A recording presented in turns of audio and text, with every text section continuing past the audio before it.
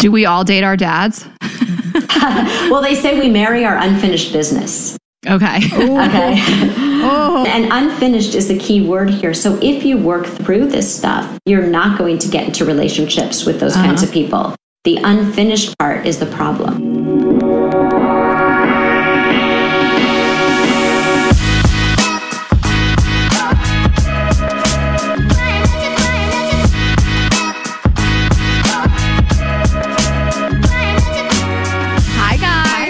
Welcome back to another episode of Girls Gotta Eat. Welcome back. We're a comedy podcast about dating, relationships, and sex. I'm Ashley. And I'm Raina.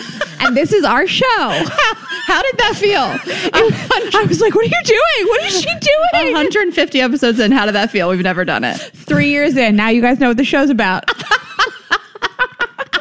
A lot of you have been asking. So I have been listening to some more podcasts recently. You know, I don't listen to podcasts, just the daily and ours. And a lot of them do that. And I'm not throwing shade. It's nice. It's nice to cue a podcast up and hear what it's about. We don't have to ever do it. Like you read the description. Also, how many people just went, oh, that's which one Ashley is? Like no one, like it'd be funny if people listen for years and they're like, oh, that's who it is. Sometimes I'll meet people and I'll tell them who I am. They're like, oh my God, I listened to your show. And I'm like, oh, you don't know what I look like. This episode is brought to you by BetterHelp Therapy Online. For 10% off your first month, go to betterhelp.com/GGE. So we all carry around different stressors, big and small, throughout life. And when we keep them bottled up, it can start to affect us really negatively. And therapy is a safe space to get things off your chest and figure out how to work through whatever is weighing you down.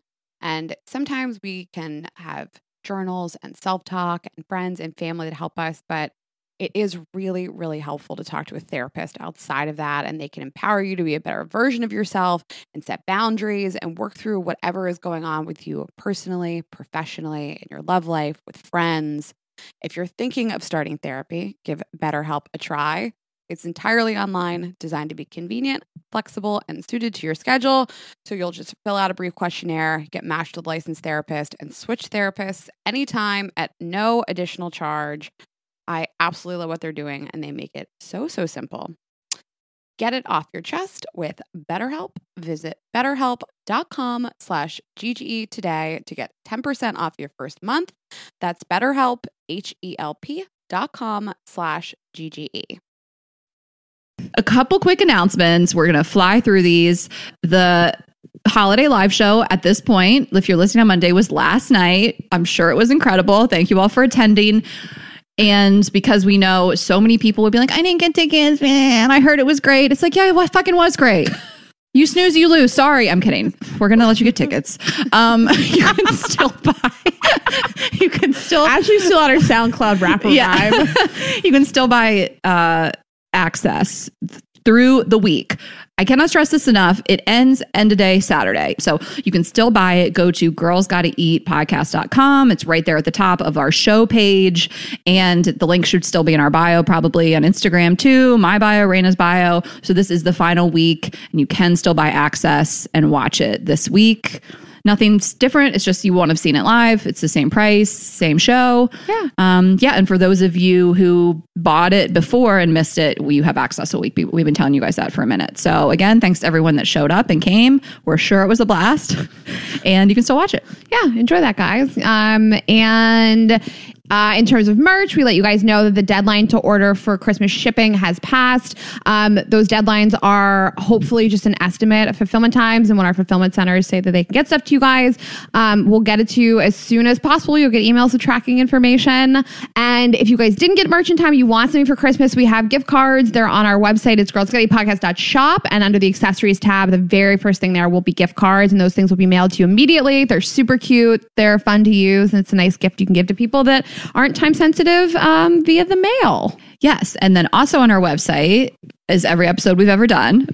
Yes, I'm glad you brought that up. We have gotten a ton of new listeners. We've done some really great episodes lately, and you guys have recommended us to your friends. People have been emailing a lot asking, do you have an episode on XYZ? On our website, girlsgottaeatpodcast.com, we have cataloged every single episode we've ever done, every guest, every topic. Ashley writes great descriptions of them. We have copied and pasted them into the website, and you can search those topics. So if you're wondering about topics about money, sex, relationships, crazy sex, dirty sex, sex in general, vanilla sex. Just go to I don't think vanilla sex is in any of the descriptions. But you guys can search them. They're all there for you. We have tons of resources. We have amazing gifts on Instagram for your Instagram stories. We have a great Instagram account, which is really fun. Please follow it. You can follow us on Instagram. Just follow all the stuff. We love having you guys be a part of the community and, just follow all of our things. Yeah.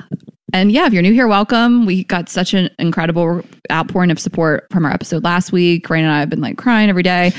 So thank you guys again for listening to that. And for those of you it resonated with, it was about choosing to not have children. And it was just, we were overwhelmed. So with the emails and the messages. And so thank you guys so much. You really share some very personal things with us and you really trust us and it means the world and it never goes unnoticed. And thanks again. Yeah, thank you guys. Oh my God, I'm gonna start crying again. I gotta pull it together. First thing I texted Ashley was like, I am sobbing. But yes, thank you guys. We're happy to have you. Welcome, and we have really fun stuff planned coming up and for the new year as well. Yes, we have a therapist on today, Lori Gottlieb, and she co-hosts a podcast with a former guest of ours, Guy Winch, who Raina had I can't stop smiling when I think about I know, it. you just got really blushed. And he was a few months back. People still go back to that episode a lot.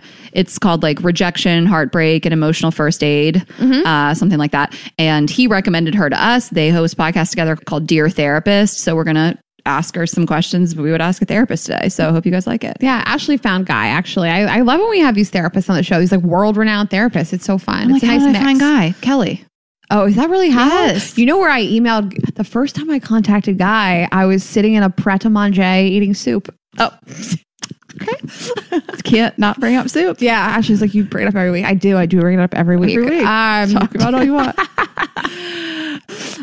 Well, you have a date this week. I do have a date, a second date, but it was not somebody I met on an app. So still to this day, I've never gone on a second date from an app date. So just to be clear, this is DMs, came from the DMs. So we are going on a second date, allegedly. At this point, it will have passed. So at this point, it was just a few days ago on Friday. We're recording a few days before that. So yeah, this Friday, I have a date with this guy. We're, going to go eat outside and try to stay warm.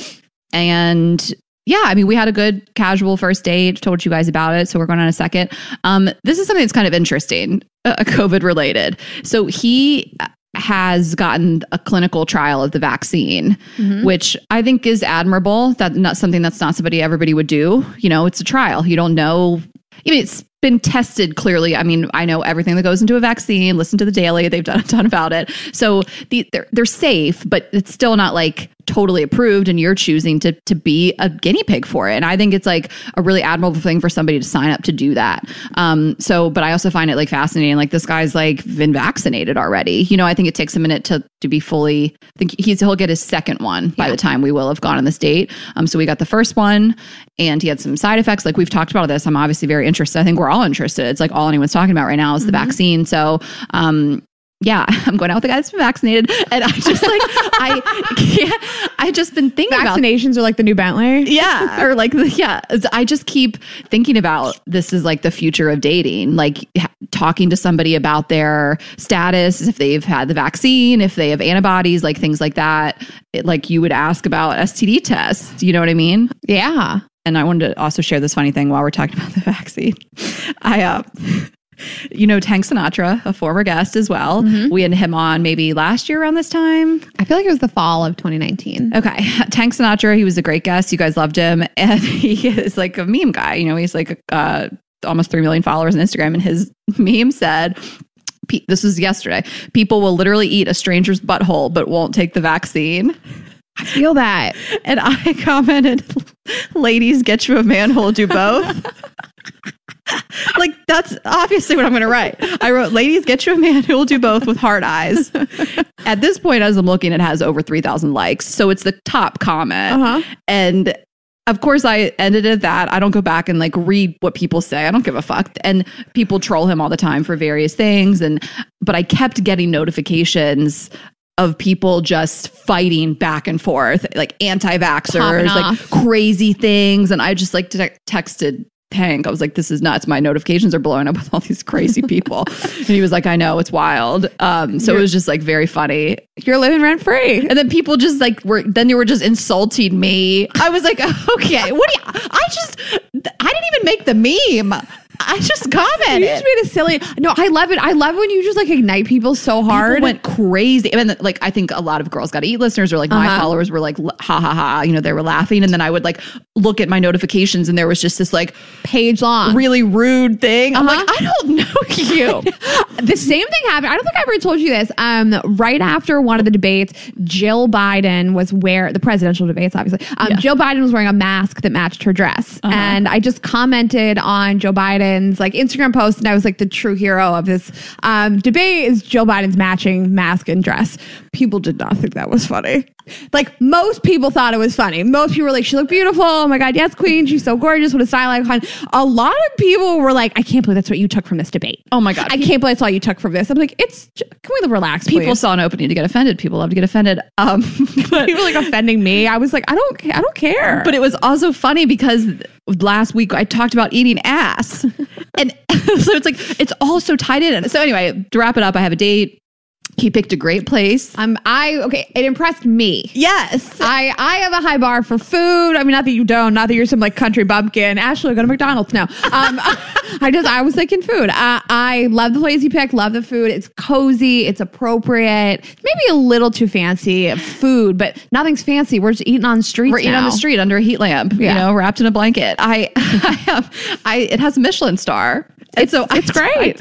And he was cute about it. He said, here's the menu. Does this look good to you? The way he asked was great. He's great on text. He sent you the website. It was cute. It's just, I find it like, you see stuff like this now and you're like, that's so sweet. Like that should be the norm. It's a normal thing to tell somebody this thing and send them. But like he just did like a normal, polite, kind, great thing. Like you don't have to do that much, guys, to just be a decent person. Like just try like a little harder than the one guy not trying at all. There's like a little bit of effort. Yeah. Like it's been so long, I feel like, since a guy, you know, I've gone on a few dates recently and I've just always picked the places like, you know, which is nice. Guys are like, you know, your neighborhood better than where I live, whatever. Does he live above the restaurant?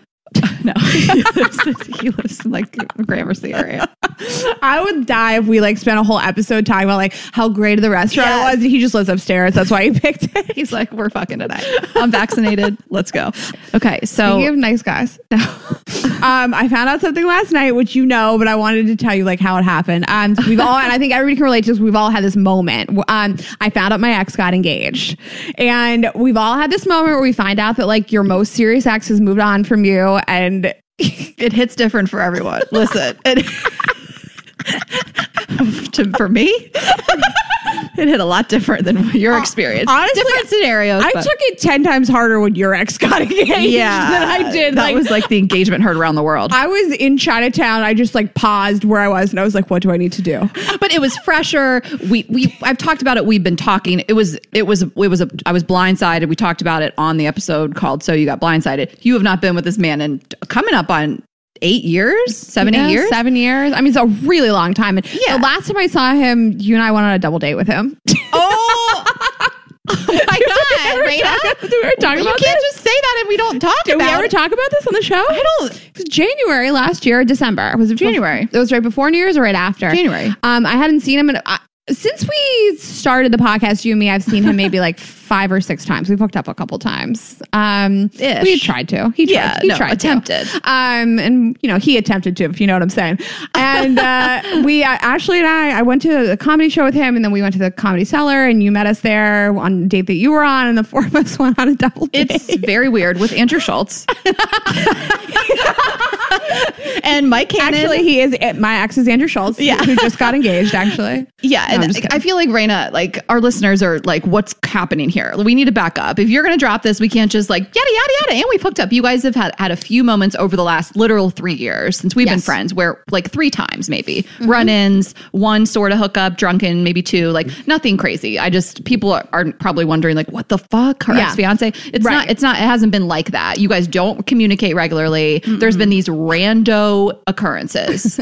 Yeah, we've had, I think 4 times we've hung out on purpose. It was planned. There was about 6 months between each time. Yeah, you're not catching feelings. It's not a thing. No. And I didn't see him for years after we broke up either. And we took like 3.5 years off from speaking to each other. Right. And so the final time I ever saw him was the double date that you and I went on with him.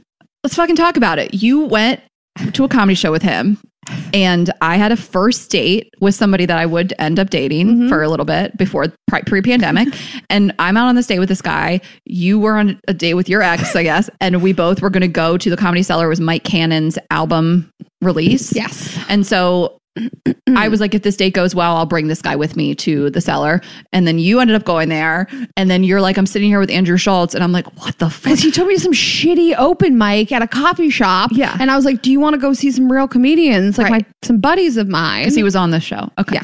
He decided to become a comedian. He decided to become a comedian, which is insane. Why are we doing this? Okay. And so funny. I never met him. Yeah, it's the only time you ever met him. So I'm like, we're going over there. And I'm on this first date with this guy. And I'm like, so listen. We have to go meet my business partner, her ex-fiance. And her ex-fiance. And Francis was there. And I walk into this bar. I say hi to my kid. And Francis Ellis is there with his girlfriend. He goes, who's this? And I was like, it's my ex-fiance. And he's like, no, really, who is this? And I was like, no, it's really my ex-fiance. I told Andrew Schultz too. Andrew Schultz was like, you guys are just chill. It's pretty cool. You guys are just chill. I was like, oh, no, we don't speak. This is like the once a year we've seen each other. Yes, this is our once yearly meetup. Every person was like, is she okay? Is this cool? Yes, this is great. And also this guy, this first date I'm going on, he got a really wild ride because then we're just hanging out with Andrew Schultz. I mean, the guy that I was with also did comedy. So he's like, what's going on? This guy's like the GOAT. This is nuts. And then we just like went downstairs and then like your ex-fiance had like a brony tail. Listen, he could have a man bun if he just like pulled it together, but he insists on not looking hot. I don't get it. It's so funny because you wouldn't treat him like that if you were dating him. It's like, it's naggy and it's emasculating, but you had no problem being like, please put your hair down. It was no. You want him to put it up. I wanted him to put it up. Yes, his hair was down. He giant looked like long Yanni. Or he looked like he did look like Yanni. Or and he's hot. It was Kenny G. That's what he looked like. And he's hot. That's what it was. It was down. You want him to put it up. I was like, you're embarrassing me in front of all these people. It looked like a perm. Wait, what is it? It looked like Rhea Perlman. It was like wet. He did not have Jerry curls, okay? It was like a wet, fresh perm. No, it wasn't. I did not create somebody with a Jerry curl. I don't care. It's so funny. Okay, we never told this story before. And then I'm with this guy that has super long hair. Andrew Schultz was like, what the fuck? The guy's like girly men, you guys. The dude you're with, I frequently see women that I think are him. Well, he looks like Ashley Gavin. He's super attractive. And that night, another friend of mine, he goes, are you with that guy that looks like he should be on the CW? Which is a deep cut, I don't think. Not even around. He looks like he would be like a vampire. Yeah. Like he looks really like he pale. would be on Vampire Diaries. Yeah, I can't tell you how often I see women that I think are. Well, my other ex looks like Rachel Maddow. Yes, he does. Why do you a type? I can see you with a strong, powerful lesbian. Same. Okay, what are we? This really took a turn. The point is that he got engaged. And by the way, we did not hook up that night, so I don't know if he was seeing that girl at the time. Yeah, you guys have not like touched each other for years now at this point, probably. No, we hooked up in May of 2019. So, long time. Okay. Long time ago. When you and I had that last time I was sick. When we had a huge street fight. We had a street fight. We had a street fight. You walked away from me on the street. I was like, you're not even going to fight with me on the way to the train. Oh my God. That was the last time I saw him. But I literally just said May 2019 earlier today because the last time I was sick, May 6th, 2019. I've been sick and lost time at Ashley. But yeah, we haven't hooked up in a really long time. So I don't know when he started dating her. I don't know anything about their lives. But that was the last time I spoke to him, was like almost a year ago. And then last night we've all found out, my point an hour ago, we started talking about this. Should we even have a guest this episode? Sorry, Lori. We're going down a different road. We're all set. We're having fun. We're getting spicy. So we've all found out that our exes have like gotten engaged or found somebody else. And it's like a totally different experience. But in my mind, it's like this really bad, like, oh my God, he moved on before I did, like, experience. Yeah. He's also had like a pretty serious relationship in between those two also. I mean, I just didn't have that moment. Anyways, I'm on the phone with like my Charleston ex-boyfriend's loose term. We slept together, whatever. Multiple times. Yeah, a lot. We are on this like marathon phone call last night. The reason why I talked to him is he called me because he saw the episode that we published, and the person I talked about on last week's episode who told me on our first date that they didn't want kids was him. So I wanted to tell him about the episode anyways. And he was also engaged at one point years ago. And so on the phone, I was saying to him, like, would you have had kids with her and things like that? And so it made me think of my ex-fiance also. So we're on the phone, and I just like went and checked my ex's Instagram, and on the phone with this dude, I find out that my ex got engaged. There's like a post that says like, we're getting married. Yeah. And like, I just started hysterically laughing. I cut him off in the middle of a sentence, and he's like, what's up? And I was like, my ex-fiance just got engaged. It is so funny. I'm like, I gotta read you the caption. It's this picture is ridiculous. I like popped off. I was laughing so hard, and then I was like, I gotta go. I gotta talk to Ashley about this. It's too funny. I was thinking it's just the reason why I tell this. It's a nice gift to like be like, oh, I don't care about that. That's hilarious. Yeah, absolutely. And I'm sure that like some people maybe would be embarrassed to be on the phone with another boyfriend while this is happening. No but way. I thought that it was hilarious. I couldn't wait to tell you. Yeah, I know. It's so funny because it's like you look at it of like, I can't even imagine being with that person. I don't remember it. Yeah. Like it was a different, you had a different life. I always say that, like my old life when I lived in Atlanta and I was with this person, like that was your old life. Completely old life. Honestly, when you Google me, our friend Jeremy brought this up. When you Google me, one of the things that comes up immediately, it's like Raina Greenberg's teeth and Raina Greenberg's ex-fiance. And every time I see photos of him, I'm like, okay, so now I know people are searching for you. And if someone finds you and sees how homely you look, you know how much this is going to reflect upon me? I know, because you've said like he's hot before, and he's just not. Not anymore. Not anymore. Yeah, I mean, he used to be. That he was like transitioning when I saw him into a non-attractive person. Well, she won the big prize. So, anyways, Ashley and I have recorded this. We're going to send it to them as an engagement present. Yay! Maybe I'll take all the engagement presents I got with him and send them to them. Yeah. I still have like a crock pot, I think, and a fondue set that I never sent back. That'll be great for them. Fondue set. So when they're living in the woods, they can use it to boil cheese. Yeah, they'll have it like over like a campfire. With like baked beans in it. I hope that they'll have us as the performers at their wedding. Okay. You have a rec. I had a quick rec just because it's super relevant. So it's a show called 12 Dates of Christmas on HBO Max. Same creators, I think, producers, whatever, as Love is Blind. Which is, as we all know, the best show ever. Yeah. So, and it's a dating show in the vein of not Love is Blind because they see each other, but I don't know. They're all kind of in the house together. So it's with the people. There's 3 people they cast as like the leading ladies and men. It's one straight woman, one straight man who lives here in the East Village, I guess, and one gay man. And those are the 3 main characters. And they're trying to find dates to take home for Christmas. And dates come, and then they do like little rose ceremonies types things with like presents, but people come and kind of like bump other people out of the running, and then they have to like send people home. So there's like an elimination aspect, and it's just kind of cool when people come in and come out. I have 2 more episodes to go. They're releasing them like 2-3 at a time. So I've watched 6. There's 2 more to go, but everybody's picked who they're going to be with. And I like it. I wish it was a little spicier in terms of like the makeouts and the hookups, but maybe they're not really getting that steamy. Like you kind of just see like kissing, and I'm like, can people be like horizontal? Ashley wants people to be fingering or something. Like even it's not. You want to know that a dick is hard. It's not even as steamy as The Bachelor or Bachelorette. Oh, yeah. It's really kind of like tame, and the people are really nice to each other. There's like one catty girl, but everybody else is really nice. It's a feel good show, and it's filmed in a castle in Austria. It's like the most beautiful Christmassy, wintry setting. Watch it just for like the winter porn.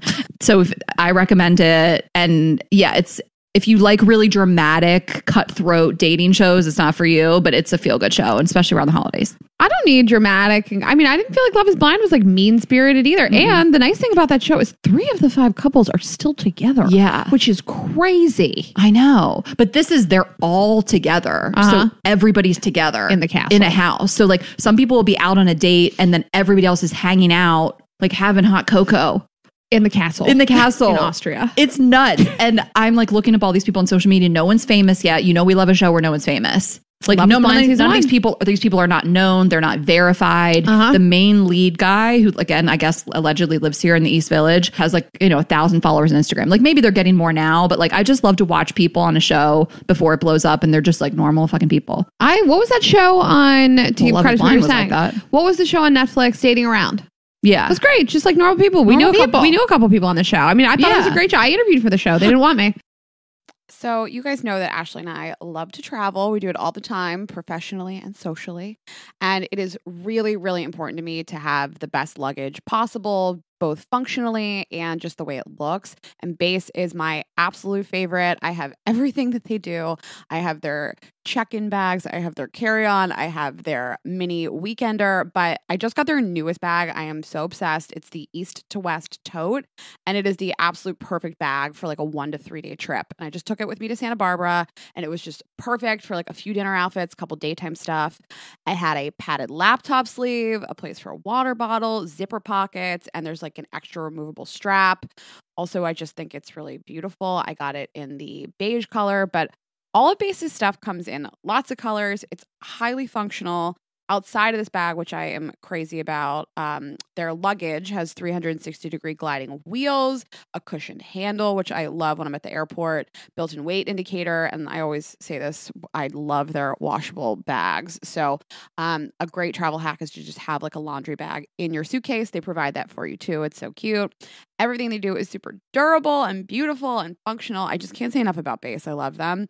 And right now, Base is offering our listeners 15% off your first purchase by visiting basetravel.com/GGE. That's BEIS travel.com/GGE. Okay, thank you to Helix for supporting Girls Gotta Eat. Go to helixsleep.com/GGE, take their 2-minute sleep quiz, and they'll match you to a customized mattress that will give you the best sleep of your life. Use code HelixPartner20 and you'll get 20% off all mattress orders and 2 free pillows. You guys know how obsessed we are with Helix. Both of us have multiple Helix mattresses. It's all we sleep on. I have made sure that my parents have one, my brother has one, my boyfriend has one. I just refuse to go anywhere and not sleep on a Helix mattress. That is how obsessed we are. The Helix lineup offers 20 unique mattresses, including the award-winning Luxe Collection, which we love. We have the Luxe Collection mattresses, the newly released Helix Elite Collection, a mattress designed for big and tall sleepers, and even a mattress made just for kids. So for everyone in the family, and you're just going to take their quiz, which is really fun, and then they will give you your personalized mattress recommendation. It's going to be shipped straight to your door, free of charge. You can try it out for 100 nights to make sure you love it, and then there's a 10 to 15-year warranty to try out your new Helix mattress. We know everybody sleeps differently. You might sleep on your back, your side, roll around all night on your stomach, or you might want a soft, medium, or firm mattress. We are all so different. So that is why they offer really something for everyone. And so you're just going to order what works best for you, come straight to your door. You can sleep on it that night. You're going to love it. It will change your life. You'll get the best sleep of your life, and you can thank us later. So Helix is offering 20% off all mattress orders and 2 free pillows for our listeners. Go to helixsleep.com/GGE and use code HelixPartner20. This is their best offer with Helix. Better sleep starts now. Okay, right. We are really excited, guys, to introduce our guest today. She is a psychotherapist, a nationally recognized journalist, and New York Times bestselling author of the book, Maybe You Should Talk to Someone. She is a frequent public speaker, including her TED Talk, How Changing Your Story Can Change Your Life, and a co-host of the podcast, Dear Therapist, with former Girls Gotta Eat guest, Guy Winch. Please welcome to the show, Lori Gottlieb. Yay. Hello, hello. Hello. Hi. Thank you for being here with us. I'm happy to be here. Well, we ask everybody the same question up top. We're going to talk about your work. We're going to talk about your book. Ashley and I both watched your TED Talk, which we loved, and we were very moved by it. But we ask everybody the same question up top, which is what gives you the right? Which basically means, what is your background? How did you get into this line of work? What do you enjoy about it? What attracted you to it? And then we would love to talk about, obviously, your book and some themes of it. Yeah, wow. So I became a therapist in probably the most non-linear way possible. Meaning I had several careers before I was a therapist, but all of them had to do with story and the human condition. So when I graduated from college, I worked in the entertainment business. I did film development. Then I moved over to NBC and worked on primetime series.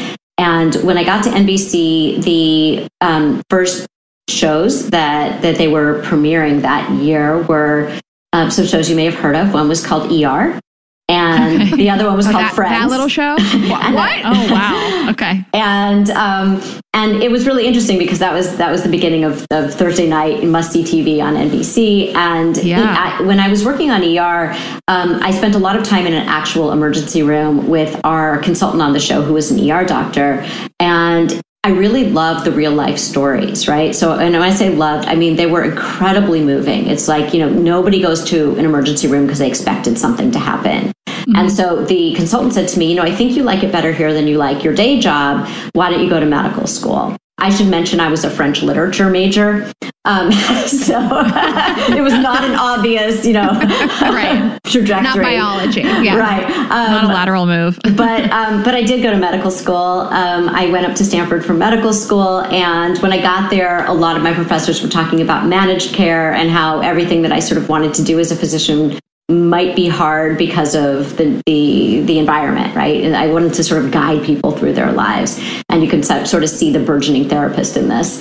And so I started writing when I was up there, and I left to become a journalist where I felt like I could really help people to tell their stories. And it was after I had a kid when I think, a lot of parents, they feel like they need adult company during the day. The UPS guy would come and I would literally detain him. And I'd be like, how about those diapers? Do you have kids? And he would back away to his big brown truck to avoid me. And so I thought maybe I should finish medical school and go back. So I called up the dean and I said, maybe I should come back. And she said, listen, you can come back, but a lot of psychiatry is medication management. Why don't you get a graduate degree in clinical psychology and become a psychotherapist?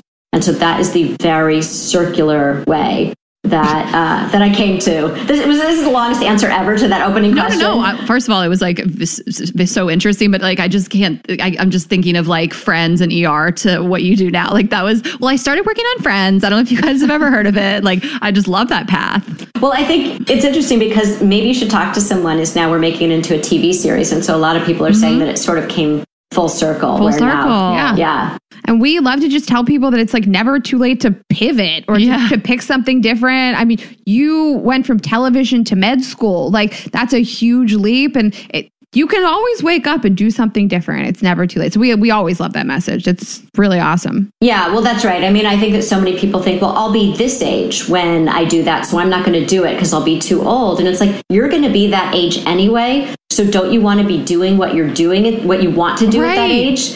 Like nothing's going to prevent you from becoming that age. So you can either become that age and be full of regret that you didn't do the thing you wanted to do, or you can do the thing that you want to do and you'll be doing that at that age. So I do feel like it's never too late.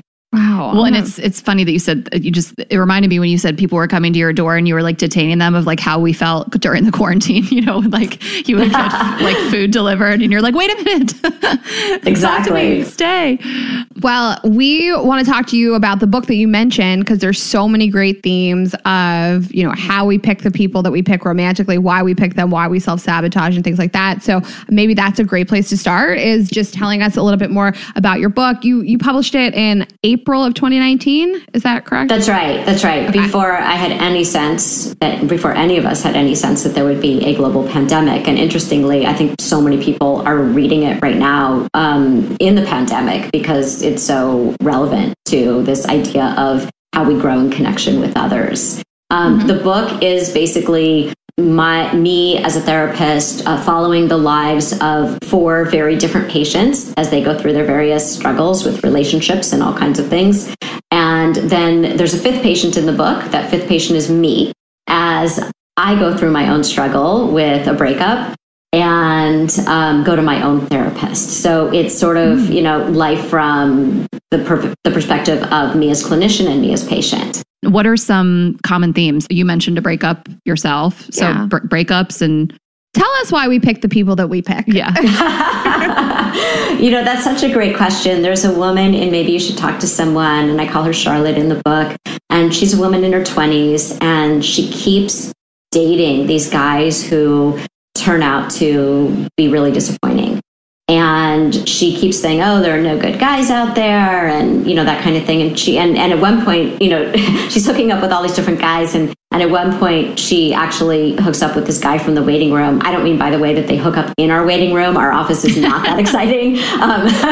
Just to clarify. Can we come to the waiting room or what? But it's a dating service in the waiting room. But they actually, they meet in the waiting room. He's waiting for his therapist and she's waiting for me. And then, of course, I know that he's bad news because everybody that she chooses is bad news. And we're just waiting to find out why he's bad news.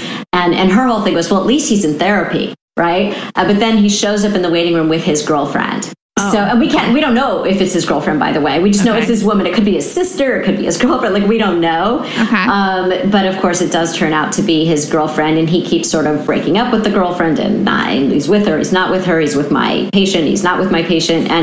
And she doesn't realize that she's really recreating this situation from childhood where, she had a father who was very much, when he was there, he was very much there. And when he was disappointing and forgot about things or didn't show up, it was crushing.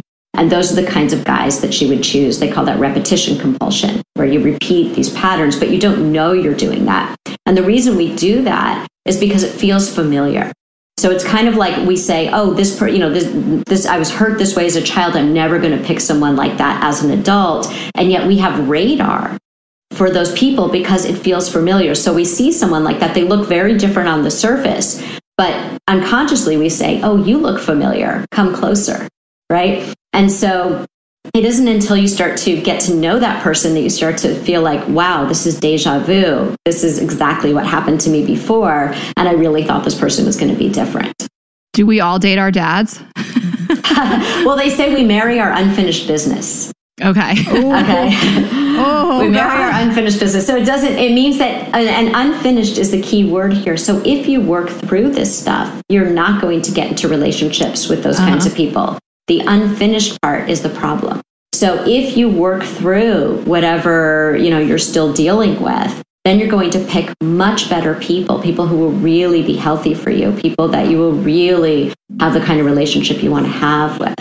And so I think for Charlotte, it really took there was a lot of denial of, I don't do that. Mm-hmm. And I think, just to be fair, change is really hard. Whenever we try to change is really hard because change, even really positive change, involves loss. So people say, good changes like you're gonna take this new job, you're gonna move to a new place, whatever the change is, you're gonna get out of a bad relationship. It's hard because we lose the familiar. It's like the devil, the thing that at least is familiar, and humans don't do well with uncertainty. And so if you do something different, like you leave the bad relationship, you don't know what's going to happen next. If you stay in the bad relationship, you know exactly what's going to happen. You're going to have the same arguments over and over, day after day. You're going to have the same disappointments, the same feelings of not being satisfied. And sometimes, even though we don't want that, we say, well, at least I have that versus this thing that I don't know. We don't do that consciously, by the way. It's totally outside of our awareness. And so it sounds like what you're saying, and correct me if I'm wrong, is that someone who can relate to Charlotte in that type of situation, that you recommend that they date while they're working through all of this? Absolutely. It is so important that they are dating while they are working through it. The thing that I can tell you as a therapist is that most big transformations come about from the tiny, almost imperceptible steps that you take along the way. A lot of therapy takes place outside of the therapy room, meaning if you're just sitting in a room discussing something, it's all theoretical. You actually have to put it into practice. So with Charlotte, you see in the book, you watch her go through these different men. You watch all of the different things that don't work out, and you start to see how she starts to make these changes. I love that because and everybody has a different story. You know, we have a dear friend that took a year off of dating because she felt like she needed to, and then she met her husband, and there was different things going on there. But I just love that because I worry sometimes people have this narrative of I'm so fucked up or I'm broken and I need to take time by myself and deal with this and go to therapy and not date. And it's like I love that you clarified that no, let's work through it while you date. Well, right, because you're going to learn every time you go out with somebody new, you start to learn something new about yourself, except now you have the guidance of a therapist to help you see the things that maybe you hadn't been able to see before. So it's really this process of noticing and then also changing the behavior. So we like to say that insight is the booby prize of therapy, meaning you can have all the insight in the world, but if you don't make changes out in the world, the insight is useless. So someone might say, oh, now I understand why I got into that argument with my boyfriend. And I'll say, great, did you do something different? And the person will say, well, no, but I understand why it happened. So the next step is now you need to do something different because otherwise you're just doing this dance. We all do a dance with someone, right? And if you change the dance steps, then the other person either will fall flat on the dance floor or they will have to change their dance steps as well. And usually they do change their dance steps because they're responding to something different. You're not just having the same old argument or the same old issue over and over where you guys can practically script it in advance because you know exactly what's going to happen.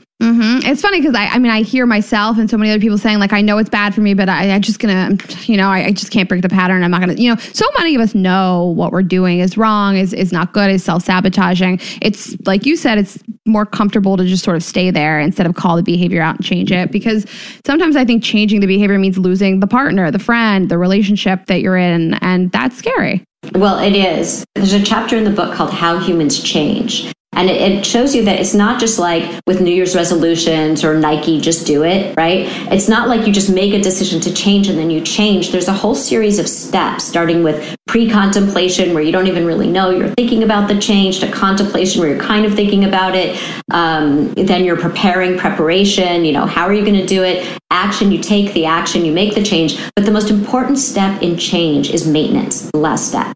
How do you maintain the change? So how many times do people say, okay, I'm going to leave this bad situation, this bad relationship, and then it's 3 a.m. and someone texts someone, or you run into them at Starbucks, or, something happens. You see them on social media, and all of a sudden you're back in it again. So maintenance is the most important phase. Right. I mean, it's like anybody that said, like, I'll start a diet this week or I'll start working out this week. Those things are easy for a week, for a month. Well, right. And the other thing is that I think people need to have a lot of compassion for themselves.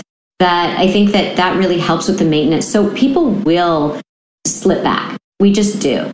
And so you have to expect that. That's built into the maintenance phase. So it's like take the example of the diet. If you say, it's New Year's and I'm going to eat better, and then, oh, wow, look at all this cake I just ate. Then people say, well, then forget it. I failed. I failed at the diet. So I'm not gonna do it anymore. I'll just eat the way I used to eat. No, just go back to it. You have to be compassionate and say, okay, it makes sense that it's hard for me because I've been doing this other thing for a long time.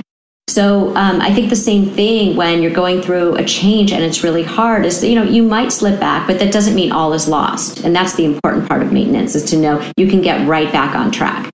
Yeah, I really have issues with being on my phone in my bed, going to bed at 3 a.m. Then I have to sleep till 10 or 11 and I hate it. And last night was it was 3. I had done nothing except look at stupid stuff. Not even anything. I got nothing out of it. I didn't even read a good article. I was just on my phone doing who knows what from 1:30 in the morning till 3. And now I'm now I'm not going to be able to get up early like I want. And I really kind of beat myself up while I'm laying in bed, at 3 a.m. I was just okay, well, I can't, there's nothing I can do now. I can only start fresh again tomorrow. I'm pretty good with most things. It's this thing that I can't seem to get a handle on. And I have good days, and I have bad days, and I go in really great spurts where I'm going to bed earlier and I'm waking up earlier and I'm feeling more productive. I don't want to do this. I don't want to waste time and go to bed late and wake up, late and half the day's gone. It's just kind of a constant internal struggle with me. And I know it's not the same as eating, but it feels a little bit like a food addiction where you're doing it and you're doing it, and it's not making you feel better and you just keep doing it. Well, that's right. It doesn't make you feel better because what happens is you're not really aware of what you're actually feeling.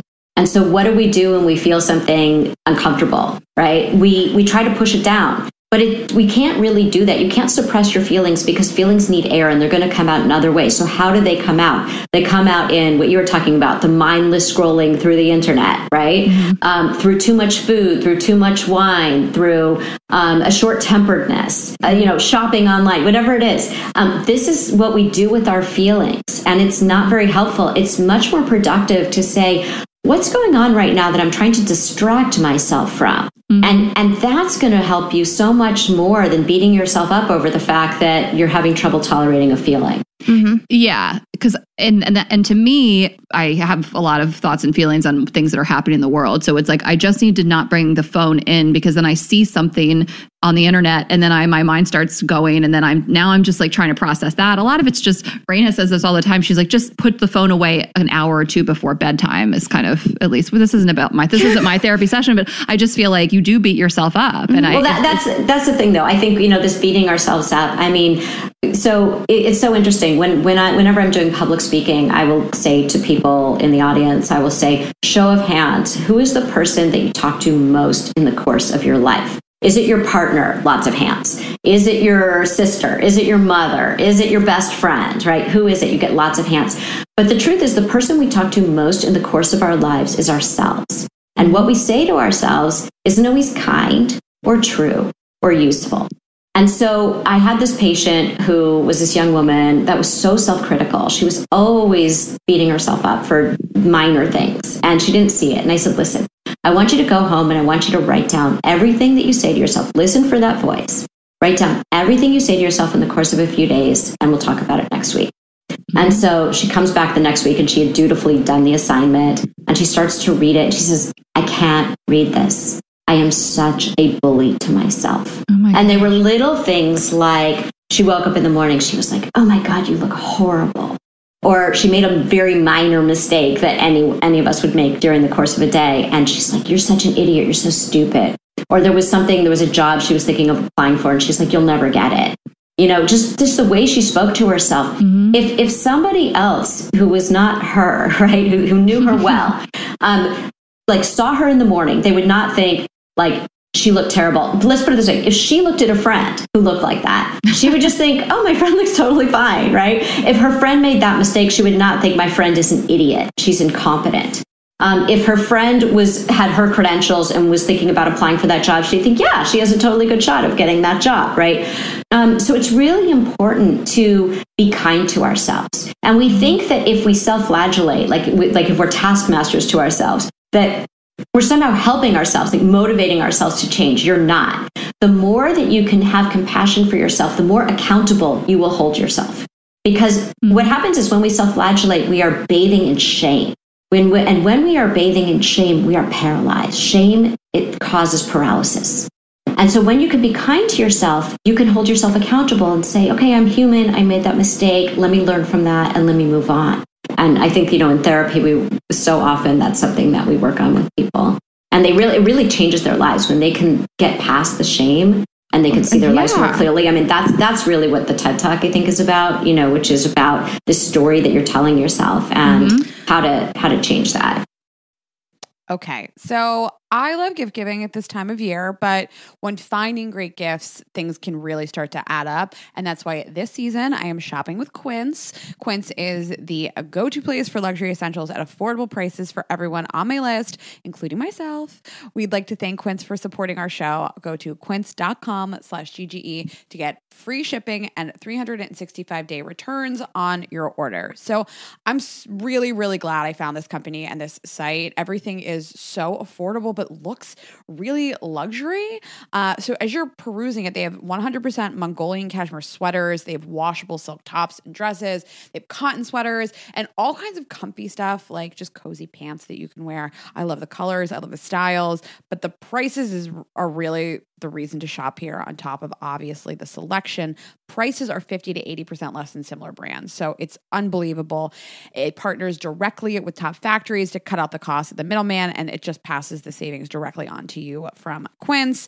And I just love what they're doing. I love the styles. There's so much variety, and it is such a one-stop shop, whether you're shopping for kids, your significant other, your parents, anybody will really love this. You can get affordable luxury for everyone on your list with Quince. Go to quince.com/GGE to get free shipping and 365-day returns on your order. That's QUINCE.com/GGE for free shipping and 365-day returns. This episode is brought to you by BetterHelp Therapy Online. For 10% off your first month, go to betterhelp.com/GGE. So we all carry around different stressors, big and small, throughout life. And when we keep them bottled up, it can start to affect us really negatively. And therapy is a safe space to get things off your chest and figure out how to work through whatever is weighing you down. And sometimes we can have journals and self-talk and friends and family to help us, but it is really, really helpful to talk to a therapist outside of that, and they can empower you to be a better version of yourself and set boundaries and work through whatever is going on with you personally, professionally, in your love life, with friends. If you're thinking of starting therapy, give BetterHelp a try. It's entirely online, designed to be convenient, flexible, and suited to your schedule. So you'll just fill out a brief questionnaire, get matched with a licensed therapist, and switch therapists anytime at no additional charge. I absolutely love what they're doing, and they make it so simple. Get it off your chest with BetterHelp. Visit betterhelp.com/GGE today to get 10% off your first month. That's BetterHelp, HELP.com/GGE. So I want to talk about the TED Talk because I loved it. I felt very moved by it. I want to wrap up something earlier, tie all this shame in, and just answer a question, which is how you make better choices about who we're picking. Because right around the time we interviewed Guy, actually, I was talking to Ashley, and I felt like I really identified a problem in myself with who I was picking. And although on the surface they all looked really different, they had different jobs, different income levels, different interests. At the baseline, they were all people that seemed really fun and exciting in the beginning and weren't people that were ever really going to be partners or be able to be the kind of partner that I needed, right? And so I identified the problem, but I think that you can really get sucked into what you were saying, shame and regret of not changing, of making bad decisions. So I want to wrap up, like, how do we make a better decision? About because it's hard to just say, like, I just won't be attracted to the thing I'm attracted to anymore. Oh, no, it doesn't work that way, as you know, as everybody listening has experienced. Right. And you said, small things moving forward. So anyways, I'm getting Stop talking to that guy on the phone for 3 hours. Yeah. Well, I tell her all the time what to do. Okay, this is not about us. But I think you can tell her all you want, but she's still going to want to do it, right? And so that's the issue. I think it's interesting because so many times I talk, and maybe you should talk to someone about the difference between idiot compassion and wise compassion. And idiot compassion is you're dating someone, you tell your friend, like, oh my gosh, he did this, whatever. And your friend is always like, yeah, you're right. He's wrong. He's terrible. He's a jerk. You're amazing. And if you listen to your friend's stories over time, you will start to hear a pattern that no matter who they're talking about, whichever guy it happens to be at that moment, there's a familiar pattern or theme to what's going on. And so, yeah, maybe that person wasn't the person for your friend, but at the same time, your friend is choosing these people too. And so there's something that your friend is responsible for as well. It's kind of like if a fight breaks out in every bar you're going to, maybe it's you. We don't say that to our friends. So idiot compassion is like, you're amazing, they're terrible. And it's not so cut and dried like that. When you do go to therapy, what you get is wise compassion, which is we hold up a mirror to you and help you to see something about yourself that maybe you haven't been willing or able to see. As friends, we tend not to do that as much because we're worried that our friend will feel unsupported by us. So when you say, what can you do? I think that the first thing that you can do is to notice, wait a minute, when I feel that initial rush of attraction and I'm really drawn to somebody, does that feel familiar? If so, that's like imagine a big stop sign, like literally imagine a stop sign in front of your face and just say, stop. I need to slow down here and I need to evaluate the situation. This feels very intense. It feels very quickly intense.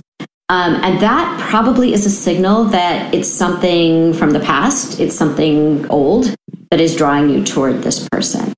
And then you really want to watch what happens very slowly with this person, right? Like, how do I feel when I'm around this person? What are some of the things that I really want in a long-term relationship? And am I feeling like this is possible in this relationship in terms of how we are together, how he's acting toward me, what he wants in his life right now? People's actions too are very important. So no matter what somebody says, how do they act? Are they reliable? Are they calling you when they say they're going to call you? Are they showing interest in a committed, monogamous, long-term relationship? Are they interested in the same kind of future that you're interested in? And people are afraid to talk about these things because they feel like, well, I'm going to seem needy or desperate. Well, no, you're actually going to seem like someone who has her shit together. This is someone who's like, I know what I want. And, you seem like a great person, but we might not be the right people for each other. And we try to tell people there's easier, lighter ways to have these conversations without having it's not an inquisition. Right. Mm-hmm. Yeah. And I don't think that's what you were saying, but we talked last week about, asking somebody if they want to have kids. And we talked about how if you ask somebody where they see themselves living for the next 5 years, the kids will usually come up. Like, these don't have to be really serious, heavy conversations all the time. You can probe lightly. Well, right. And I think that it's interesting because you don't have to pretend that dating isn't part of the process of figuring out, is this person with me for the long term? Am I the right person for this person for the long term? I mean, that's what dating is. So we can pretend that dating is just romance, right? But dating is the process of getting to see whether or not you two are compatible for the long term. And I think that sounds so clinical. And people don't want to think about dating that way. But, that's sort of the most fundamental thing. And then, you have to see, like, am I attracted to this person? Is there chemistry between us? All this stuff must be there. But it's easy to find the attraction and the chemistry. It's harder to find the attraction and the chemistry and the infrastructure that you're looking for. And so many people dismiss the infrastructure altogether. They're like, I'm so obsessed with this guy. Oh, but I'm not sure if he's going to call, or I'm not sure if I don't know what's going on with him. It's like, is that how you really want to live? Will you feel happy if you are married in that situation? Most people would not. Yeah, this is like the number one theme of our podcast is like, if he likes you, you'll know. If he doesn't, you'll be confused. And it's just like, I don't know any successful relationships, my successful relationships in the past included, that started out with this confusion. It's supposed to kind of be easy at the beginning. I have a friend that's dating right now, and I think she's done a lot of work on herself, and she's always kind of went for those avoidant type of guys and has had a lot of trauma, I guess, in terms of breakups. And she's dating this guy, and I'm keeping tabs on it. And it's just like, he shows up when he says he's going to show up. He calls me every day. And I think she was like, this feels too good to be true. But I'm like, if it feels right and it feels like he is showing up, just go with it. And then he invited her to go meet his parents. I mean, it's just kind of like, it's all falling into place. And from it sounds like a secure guy that likes her and wants the same thing. Right. And so, like with Charlotte in the book, your friend probably doesn't trust that yet. So Charlotte, when she finally did start meeting guys like that, it was very foreign to her. Like, she had no experience with that. And so then people get really anxious. It's funny that they're anxious in a different way when it's with the guys who, like, you never know where they stand, right? That's one kind of anxiety, but it's a familiar anxiety. And then you meet somebody who's really into you, who really wants to be with you, who does what he says he's going to do, right? And then all of a sudden you're like, ooh, I landed in a foreign country and I don't even know the customs here. I don't know my way around. I don't know where anything is. It's like, I'm not used to being here. And so that's what happened with Charlotte, is that it took her a while to really be able to trust that. There's a word for that, by the way. It's called cherophobia, and it's fear of joy. Oh, my mom has that. Right? There's a lot of people. There's a lot of people who do. And even people have it, maybe on a smaller level, where they start to feel like, wow, this feels really good. And now I'm scared because the other shoe might drop. What if the other shoe drops? Like, this does feel, as you said, too good to be true. And so they're afraid of joy, cherophobia. And it's a real thing for people who have never been able to trust good things in their lives.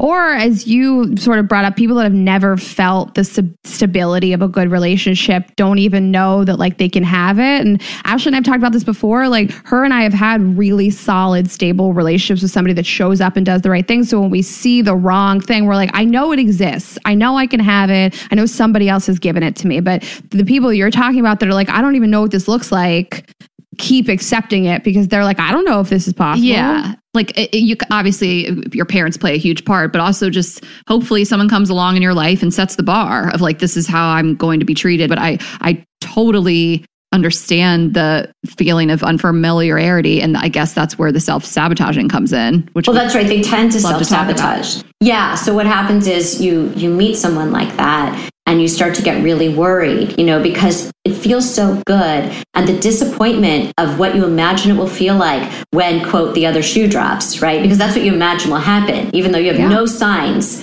that this is going to happen. Right. Right? They're not doing anything to make you feel that way. In fact, the other people that you dated always made you feel that way, and you stayed in those. You weren't sabotaging those. You were trying to get closer and all of that. Now you have someone who wants to get close to you, and what do? You start to distance yourself because you start to get really worried about, this feels so good that I'm going to be so devastated when this goes away that I'm going to protect myself by not getting too close. And that's where the danger happens, because then the other person thinks, oh, maybe she's not that into me, or why is she pulling away? And then he gets confused.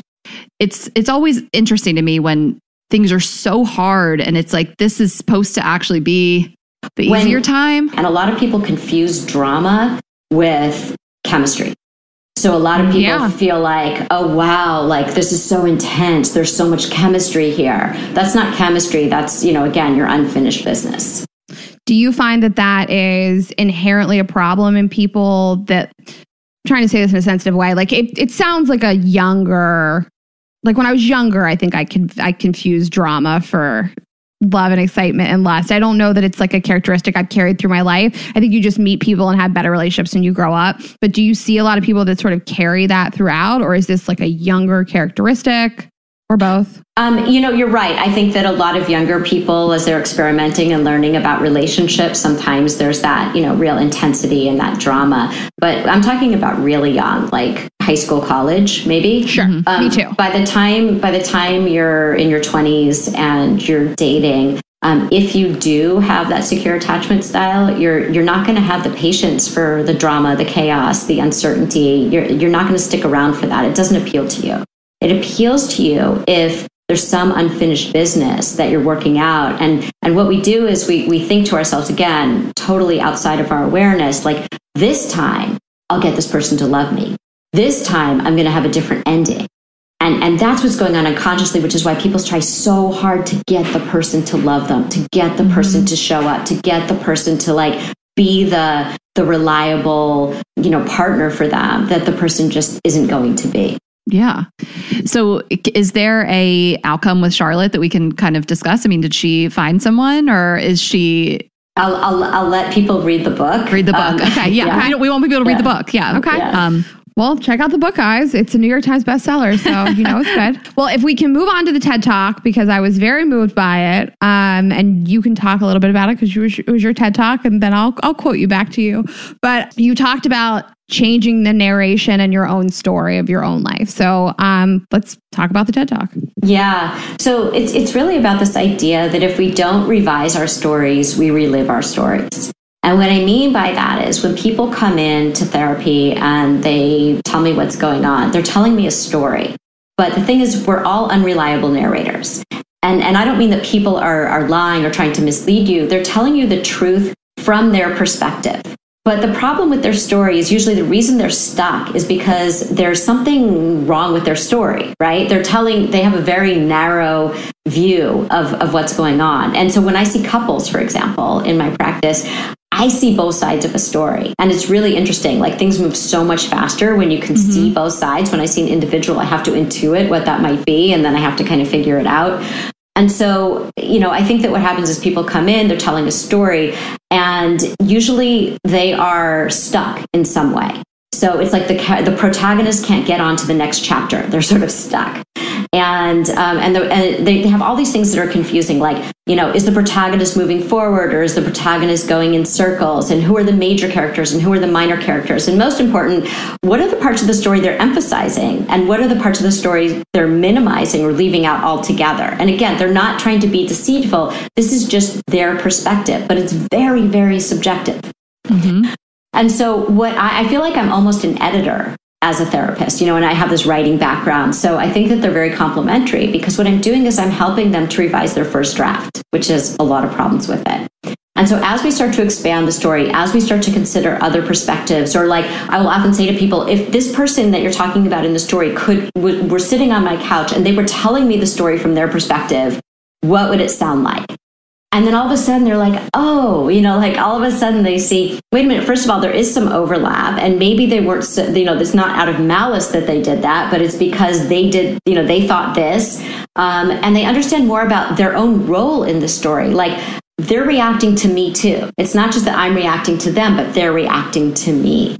And I always say to people, I think that, a lot of people come to therapy because they feel like they want to get to know themselves better. And I feel like in a lot of ways, therapy is about getting to unknow yourself, meaning to let go of that limited story that you've been telling yourself about yourself. So many people are living this story that just isn't true instead of living their actual lives, and they can't see things clearly. So it's this real process of kind of rewriting the story, getting rid of these false beliefs like I'm not lovable, or, nobody, I'm not good enough, or, whatever everybody else is the problem. That's another story that some people have. And really getting clear about, what are the holes in your story? What are the problems with your story? What are the inaccuracies in your story? I love that you said that, because Raina and I have talked about when we've shared stories of past relationships, breakups, whatever it may be. And we always think, is this the story the other person would tell too? Because we want to share an accurate story. We certainly don't want someone hearing that on the other end and being like, that's not how that happened at all. And I had this one friend who had a engagement breakup, and the way I was there through it all. Are you talking about me? The way that this friend, this is awkward, will tell a story. Shut up, Raina. The way it's not you. Just let me clear. The way that this friend will tell a story, if it let's comes call her up, Raina. No, let's call her Raina. So her name is Dana, and the way that Dana will tell the story. I can't believe you're doing this now. The way that Dana will tell the story in a group setting, if it comes up, because it was kind of a crazy story. It comes up, is so not it. Like it's skewed. But it's like I'm screaming because I know the ex-fiance's side, and I'm just like, it's not lies, but it is the most one-sided bananas version of a story. And I'm like, the audacity to tell it in front of me. I'm not going to put my friend on blast, but I'm almost like, don't you remember that I was there? Like, actually, he left me and you weren't there. But I think the reason people do that is because they're telling a story that is palatable to them. And again, I want to go back to shame, because the reason that we don't tell the accurate version of the story is because there's some shame in what really happened. Makes us look bad. it makes us look bad. We feel like, again, the difference between I did something that I wish I had done differently and versus I'm a person who's, incapable of being in a relationship, or, whatever the story is. Again, separating out the thing that happened from the person you are. That's the difference, again, between sort of learning from something or just bathing yourself in shame. And so I think that the reason that we have these unreliable narrations is because when people first come in, they're just getting to know you. They want to tell a story where they're going to come off in a way where you're going to like them. But truly, the people, people always say, like, I want the therapist to like me. When you show the truth of who you are, you become much more likable to friends, to therapists, to everybody. And so I think so many times we put on this false self. We put on this, we tell this story in a certain way. And what it does is it distances people from us. The way that people get closer to you is if you say, here's the real story, and I have so much regret about it, or I have so much shame about it.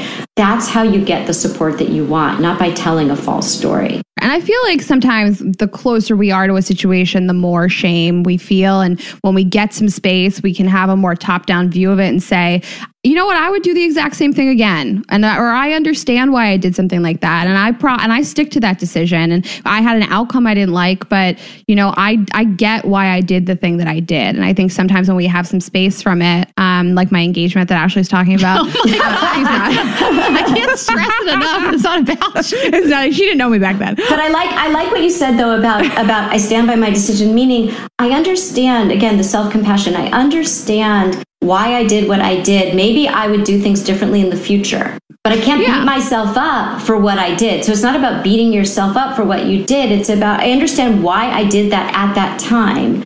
And in the future, here's what I learned from it. And here's how I might go about things differently in the future in a different situation. Yeah. And then what she was talking about, which has nothing to do with me, but still I do tell that story very differently today than I did at the time, because I was so embarrassed and shameful and regretful. And now I tell the story differently because I don't feel any of those things. I feel perfectly fine. And I feel like I was true to myself, and what happened. And that's why I think we need to learn how to listen to people and to our friends when they're going through difficult times around relationships, because I think that a lot of the time we'll hear a story from our friends, that this just happened, and we either try to fix it or, whatever we're trying to do. It really helps when someone's going through something to think about timing and dosage. So timing is, this just happened to them. Is this really the time for me to point something out? Probably not. Dosage is, how much do you want to kind of tell them at a certain time? And so when somebody comes to you with something, you might say, like, how can I be helpful right now? Do you just want to vent? I'm here for you. Maybe we can talk more about it in a couple, tomorrow, or later in the week, or whatever it is. Because at different times, it's not like you're going to have one conversation about it. As we all know, we will beat this thing to death, right? So it will get talked about a lot. And so in different conversations, you can offer different things depending on what they're ready and willing to hear at that time. Just like you were saying about the engagement, there were probably times when you weren't willing to hear certain things that later you thought, oh, this is really useful for me to hear. Rain and I are so huge on growth, and that's what we do as humans. And I look back at things I did or said in my last serious relationship, and I'm horrified. I mean, and it's of course I know I did that and why I did that in the moment, but I would never do it today. I will admit it, but I'm embarrassed to remember it a little bit. But I've grown as a person. I've done a lot of work. I've realized a lot of things. I'm just a different, better person. So you can be a different, better person 2 weeks after something crazy happened. I think that humans have the ability, when we're willing and open-minded enough, to grow and change pretty quick. We learn new information. If we absorb it and we change our habits, we change. So talking about things that you did in the past, it doesn't even need to be 4 or 5 years ago. It can be, this was last month, and I know why I was triggered at that time and why I did that. And I would react differently if this happened tomorrow. I would hope. Yeah. And I think that we can hold more than one feeling or state of mind at a time. So for example, I think when something ends, even if it's good that it ended, there's still often grief, and there's still loss, and there's still pain. And you can hold that at the same time as, here's what I'm learning from it. And so, and they'll come in and out. So it can be that, we want our friends to feel better so quickly that we don't really allow them the time to grieve. And I think that we have to let them go through that process, because, you can say, well, he was horrible to you. Why are you still talking about this? Or, let's move on. Or, you want to help them move on. And they're grieving not necessarily that person. Part of it is that person, but mostly it's not. Mostly it's they're grieving this idea of, I thought that I found a person that I wanted to be with. And then there's the grief of, and now I have to start over, and now I'm back doing this again. And so I think that sometimes people don't really talk about how hard it is to date, and how much, that a lot of times people have a lot of grief, not necessarily because that was, that they're still sort of stuck on that person, but because that was the closest thing they had to the thing that they hoped to get, and they haven't found that thing yet. And so they have to deal with, all of the feelings that come up with that. Yeah. And I just think maybe you feel so victimized in the moment, I guess, fresh off of a breakup or a fight. Right. I mean, I think that there's this sort of, when you're feeling depressed, when you're grieving, I always say to people who are depressed, you are not the best person to talk to you about you right now, because when you're depressed, your thinking is so distorted. It's very black or white. It tends to just stay in this veil of negativity.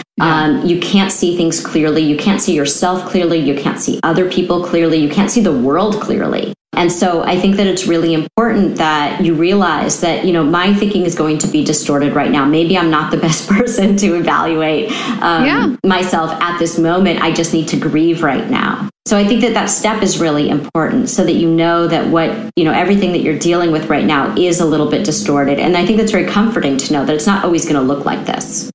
Well, we wanted to talk about this as well in terms of the story that you tell yourself and just reframing your mindset. And you did say this in the TED Talk of how depression distorts our views of ourselves and our stories. And I think lumped into there, depression, or not, clinical depression, but just overall sadness, rejection, anxiety, all these things distort us and our ability to make good decisions, assess a situation, things like that. And I mean, what is your take on it, your advice? Because it's like, stop being sad? Like, that's not really the answer. So. No, but I think it's just the awareness of, this might not be the time for me to make a big life decision. This might not be, all of these thoughts that I'm thinking that are really self-flagellating or that are really negative or the future looks so bleak, those kinds of thoughts. You have to know it's not going to look that way. You're grieving right now. It's not always going to look that way. And so I think that's just helpful in the moment. It's not stop being sad. It's know that because I'm sad, I'm seeing the world through a clouded lens. Mm-hmm. I love that we and you give people permission to have that time, have that space. People write us all the time and say like, I'm too sad. I can't get out of bed. I don't know what to do. I'm in so much pain. It's like, you got to go through it. There's no easy fix, like there's no like read this book and you feel great, take a walk, work out, eat a salad, it's, you got to go through it. Right. And at the same time, though, I think that you can go through it and you can connect while you're going through it. So many people isolate when they're feeling like that because they feel like, oh my gosh, I don't want to be around anybody. I don't feel like doing anything. Just even watching a movie with a friend, just anything low key, I think is helpful. Just connecting with other people, not isolating. Isolation is so harmful. And by the way, by isolation, I don't mean that we don't need time for ourselves, because I think that having time for ourselves is really important. But I think there's a difference between sort of time for yourself where you're feeling whole and you're having that time for yourself, and time for yourself where you're just like, I don't want to be around anybody because I'm so sad. That's where connection is really important.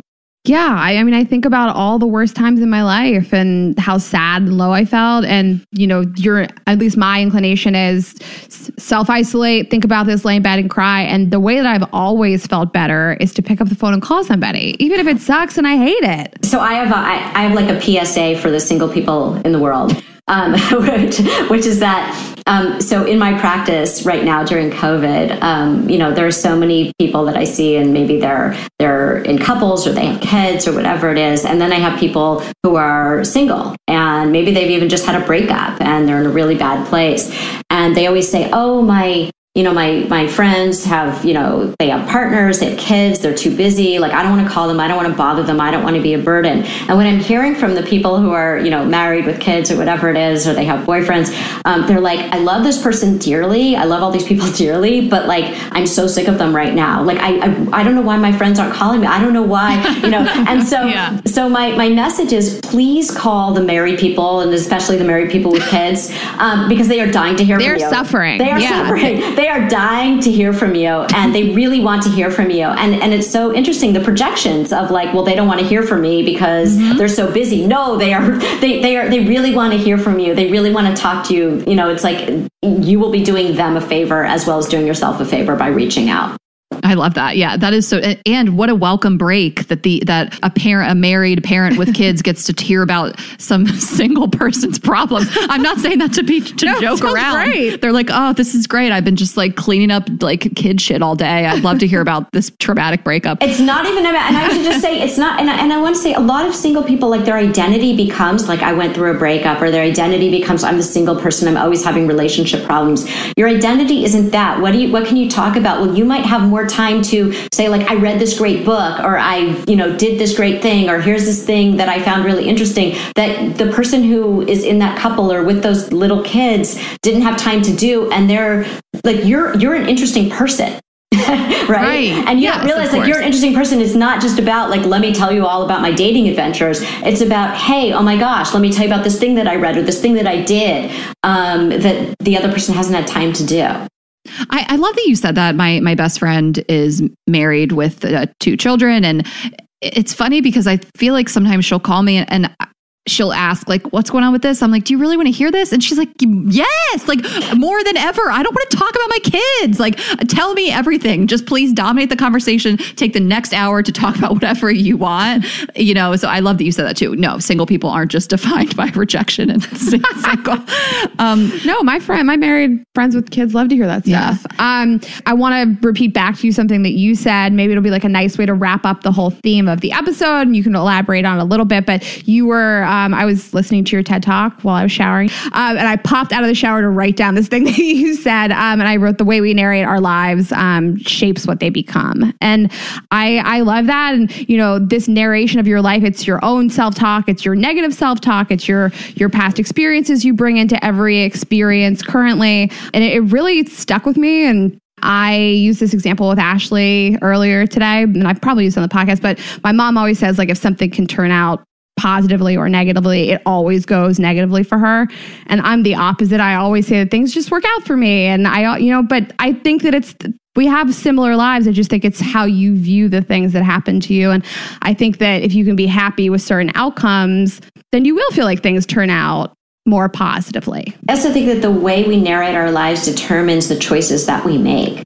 And that's what's important. So it's not just like things happen to you, it's that you're in the driver's seat. Mm-hmm. And I think so many people feel like they're not in the driver's seat. They're kind of like being driven around. They're like in the Uber, except they didn't get to say where the destination was. And I think that what happens is when you start to narrate your story differently, when you start to have a clear version of the story, you realize, wait a minute, I do get to choose the direction my life goes in terms of the choices that I have, right? So we can't control everything. But I think that there's so much more agency that we have than we give ourselves credit for. So I think that when you get the story straight, you start to say, wait a minute, I can take the story in a lot of different directions. I can move on to the next chapter very differently than I imagined. Yeah, I think that's great. I mean, I think some people, I hate to say like victim mentality, but they think everything's happening to them, you know, and it's like, I don't know, this is your life. There's got to be some ounce of responsibility here, but I don't want to end it on like such a negative note. But I think maybe, especially during this time, people are feeling so powerless because of what's happening in the world. And I'm sure you see, you know, like, I did everything in my power to create this career for myself that can't exist because of a virus, you know, and it's I've lost my job and this and that, or people have lost family members. I mean, is there any way we can kind of like just touch on that feeling and like the anxiety that people are feeling just given the state of the world? Yeah, absolutely. And I want to say that while I think a lot of people, I think everybody is struggling in different ways. And people, I talk about the hierarchy of pain, and maybe you should talk to someone.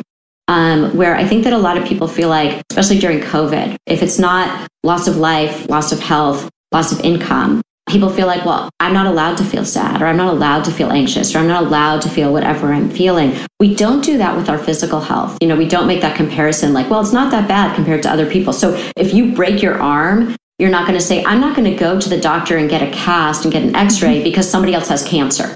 Mm-hmm. Right? You don't do that. You don't make that comparison. We do that with our emotional health all the time. We say, well, yeah, you know, I might be really struggling with isolation right now or with depression right now, but look at this other person who, you know, their mother died in a nursing home or, you know, whatever happened. So I don't, you know, my problems aren't really that big. And I would just say, you know what? There is no hierarchy here. Pain is pain. And if you are struggling, please reach out to people. It's not a contest. Pain is not a contest. And I think that that's really important, not just during COVID, but I think all the time to remember. I think so many times we minimize our pain. You know, it's like someone will say, it was just a breakup. It's not a divorce. I don't really have a right to feel this way. You know, it was a miscarriage, but it wasn't death of a child. Or even just like the pain of being single for a lot of people. It's this ambiguous grief of you're grieving the person you haven't met yet. Meaning like you're grieving the fact that you don't know who that person is. You don't know when you're going to find them. And I think that people go through that. And it's important that you can, you know, reach out and get some help with that, because it will really, again, going back to the stories we tell ourselves, it will really help you to narrate the story differently. So ultimately, maybe you should talk to someone. It's subtle, right? Like with the big tissue box on the cover of the book, it's subtle. Yeah. I love that, by the way, we just hit exactly 1 hour and that you wrapped it up like that. And our time is up, right? Yeah, right, exactly. But not necessarily therapists, just in general, pick up the phone. You know, we've been saying this since that's what I mean. So the title of the book, Maybe You Should Talk to Someone, doesn't just mean, hey, maybe you should talk to a therapist. Right. It means we need to talk more to one another. I love that you said that. If there's one quick takeaway of someone being like, this is the worst, you know, it's just like, we've been saying this since the beginning. Like, and again, you're not a burden. So, but there's more to you than that too. You know, it might feel like that's everything right now, but I think that the more you reach out, the more the world opens up to you. And then you start to see what else is there. I love that. Well, that feels like a really beautiful, positive note to end on. You pick up the phone, reach out to somebody. I'm sure people will want to listen to you more, read your book, listen to the podcast. So if you could tell people where to find you, website, Instagram, podcast, everything. Sure. My website is lorigottlieb.com. My TED Talk you can find on TED.com. And my podcast is called Dear Therapists. And you can find that anywhere you listen to podcasts. And we basically do a therapy session. And then we give advice. And the person has to try out the advice. And they report back and let us know how it went. So you get the full story. They can read my weekly advice column called Dear Therapist every Monday at The Atlantic. And the book is called Maybe You Should Talk to Someone. And they can find that anywhere they get their books. Well, this was great. Thank you. There's so many great takeaways from this episode. This was really special. Thank you so much for all of your time. Oh, my pleasure. Thank you so much for the conversation. All right. So it's just us. We hope you guys enjoyed our interview with Lori, and we wanted to do our spin on Dear Therapist, which is her podcast, and bring back Is This Weird? Because we are your therapist when it comes to weird fucking shit. Best game ever. So it's our original game. Dear Ashley and Raina, is this weird? Ashley said the magic words to me. She said, do you want to start and end with cum? Hey, listen, we could have done a whole cum themed Is This Weird? Oh yeah, you guys asked tons of questions about cum. We had to delete some, but there were so many of them. It's so cummy. Like, we could do a whole bonus episode on cum. We might. Yeah. Hear me out. Okay. You know I'll talk about cum all day long. Cum fetish all day. Okay. Do you want to start? Yeah. You start and end with cum. Yeah, starting out with coming. Okay, thank you guys for these submissions. They were great. First question. I was hooking up with this guy and he was a total germaphobe, which I gradually found out.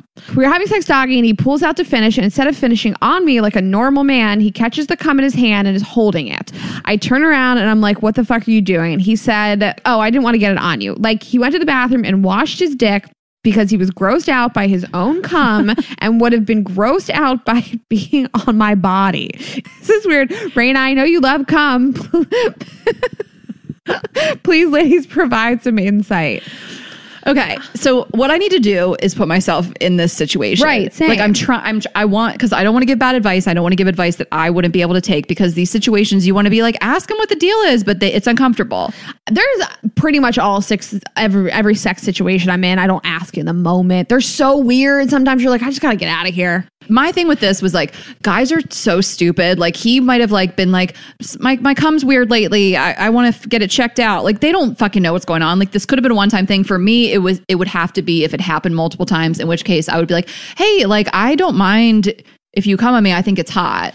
Yeah, to me, this sounds like a young guy who maybe like even like his dad or someone like really antiquated was like, girls don't like it when you do that. It's like really rude. You can't just like pull out spray all over them. It sounds like something that's not like that sexually like experienced. Maybe somebody doesn't even know what they like. And somebody just said to him like, girls don't like when you do this. It's rude, or it's not polite to like spray your cum. And that's all it is. I mean, also he might be like a weird sexual deviant. He's saving loads of his own cum. Oh my God. Also, he could have fucked somebody like me one time after a spray tan, and I said, don't come on my spray tan, because I've said that a lot to people because it takes it right off. So I think that you're right. He heard this somewhere along the lines, or it could be some weird germaphobe thing. The only way to know is to find out, and it is 0% awkward to tell a guy you want him to come on your stomach or on your back. Like, that's hot. So I tell everyone. Yeah. I tell the waiter at the restaurant. Yeah. But it sounds like this might have been a one-time thing. So it's like, who cares? Like, she might have ditched him by now, but these things don't happen inside of a bubble. It's happened to someone else. So if someone is catching his own cum after he fucks you doggy style, you just have to be like, hey, like, you can come on my back when you're fucking me, or you can come on my stomach. Like, I think it's hot. Say those words. I think it's hot. You will know immediately if he's like, well, I could never do that. And then you got to dig deeper. Also, she said he's a germaphobe. So I think in his mind, he's like, this is bodily excrement. This is gross. I think it's gross. She'll think it's gross. And people aren't born germaphobes. They're conditioned into being them. Someone told him this is gross. Someone told him the stuff inside your body is gross. Don't put it on other people. So I agree with you. I think you just ask somebody, this turns me on. I like this. I don't mind this. And then that's the end of it. Right. Okay. We have a family one. So as the holidays are coming up, the family ones become more relevant. This one's fucking nuts. Okay. She says this is an is this weird and a your notice. You know I love a your notice. Okay. I recently had a shocking experience while eating dinner with my boyfriend's family, and I need to know if I'm in the right thinking the situation was strange. I have been dating this guy for a year, and we have eaten dinner with his family many times. This time his mom was making spaghetti. When it came time to make our plates, I saw that the bowl of spaghetti noodles did not have a spoon or tongs. I hung back to see if someone would realize and get one, but then the whole family just started getting the noodles with their hands. I was so shocked, but had to keep my cool and stick my hands into this bowl of spaghetti noodles during a pandemic. No! It was during COVID. Recent experience. Okay. I will say there are some cultures. A lot of Indian food is eaten with your hands, no silverware whatsoever. And there are certain like African cuisines where you use like injera bread to pick up the food. This is not it. This is just like an American Italian family. Nobody loves eating with their hands more than me. No one loves to put those pinchers out and eat with their hands. I fucking love eating with my hands. You don't dive in family member at a time to the spaghetti pot. Hot, wet noodles? Hot, wet noodles. You know how I feel about shrimp tails on food, okay? I won't even take a shrimp tail off of a shrimp, let alone stick my whole hand. Do you think they were fucking with her? Like she got punked? I don't know. I think this is a weird... I've never heard of this before. I've never heard of such a thing. We're serving the whole family hot pasta, hot, wet pasta with our fingers. And I want to just clarify, I'm pretty positive that didn't have the sauce on it. When I make spaghetti now, when I do HelloFresh now, I'm always making it in one pot and the sauce and the noodles are all together and I serve it that way. Growing up, there was the noodles and then there was a sauce on the stovetop. So I'm picturing there was just regular noodles. Dry noodles. And you're picking them up. It's not okay. I think this is crazy, even if it was a joke, because it's during COVID. Okay, only because it's during COVID. Hear me out. If it's pre-COVID, it's spaghetti noodles. I'm not talking penne. I'm not talking stuff you really got to scoop. I'm talking you literally stick 2 fingers in and like a giant clump of it comes up. There's no oil or like there's nothing. It's dry spaghetti noodles and it's me and my man. Nope. Maybe. No. Maybe. I mean, it's just crazy because I love to eat with my hands. You have watched me go over to my fridge and eat pasta with my hands. Like, I don't care. I'll eat ice cream with my hands. Get out my own home. Like, this is a crazy thing for a family to do together. If it's anybody besides your significant other, you're with a family. This is wild. That's how they roll. That's fucking crazy. Well, at least you know what kind of family you're getting into. Can you imagine like what happens on like lasagna night? I'll tell you one thing. Nobody in this family is scared of getting cum on anything. This is the opposite family. That family needs to meet his family. Or that guy came from that family because he was so traumatized and he was like, my family's fucking disgusting. They pick pasta up with their hands and now I can't touch my own cum. All right. Our next one is this weird. Hey, ladies, love the podcast.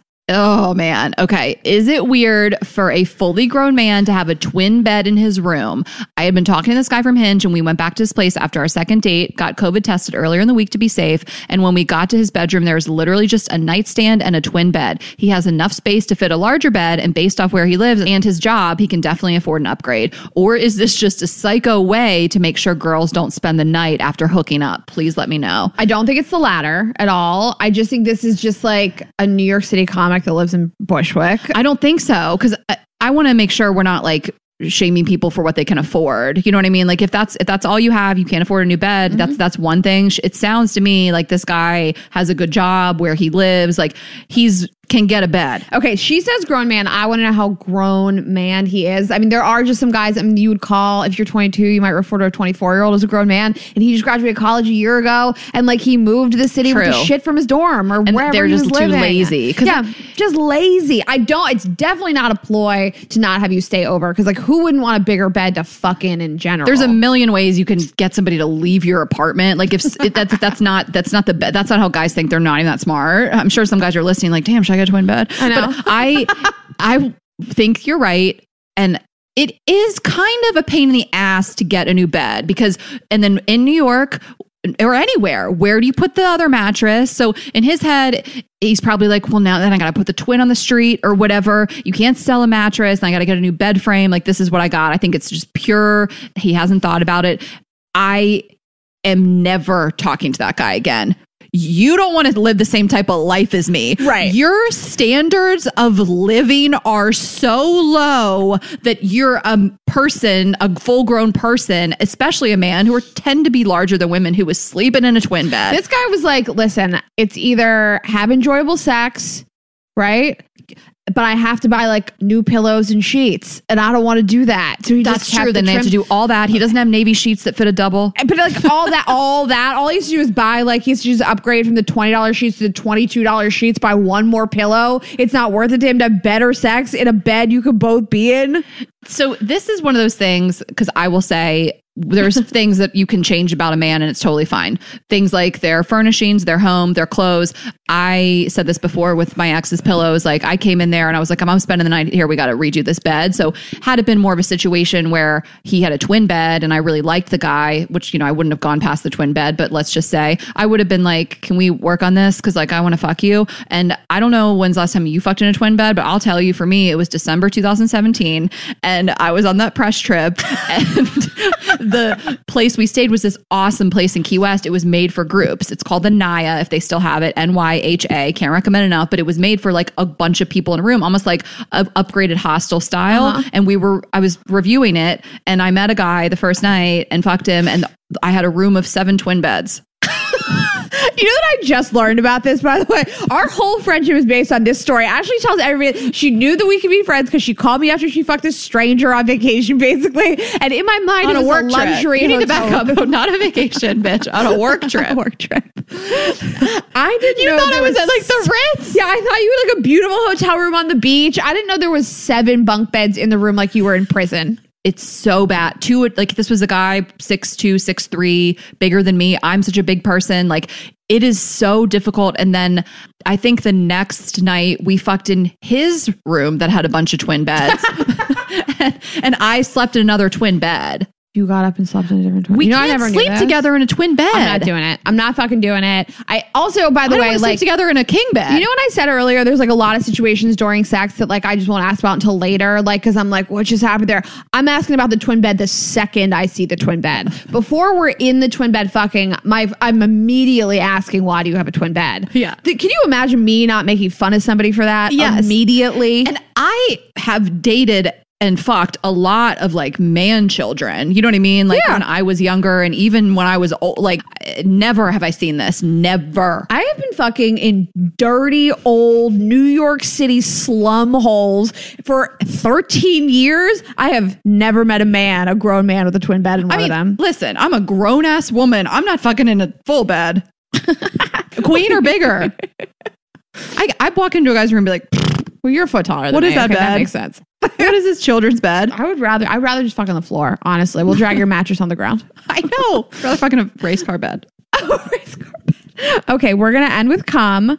I have a friend who's been hooking up with this dude pretty regularly since her last breakup. Her ex was pretty vanilla, and this new guy seemed to be sort of fun and dirty. So most recently, she starts telling me they were hooking up, and he went down on her, got her off, woo! And he told her he wanted to cum in her mouth. So she started giving him head. As he's about to cum, he tells her, "Don't swallow. I want you to spit it in my mouth." I asked her what she did, and she said, "I spit in his mouth."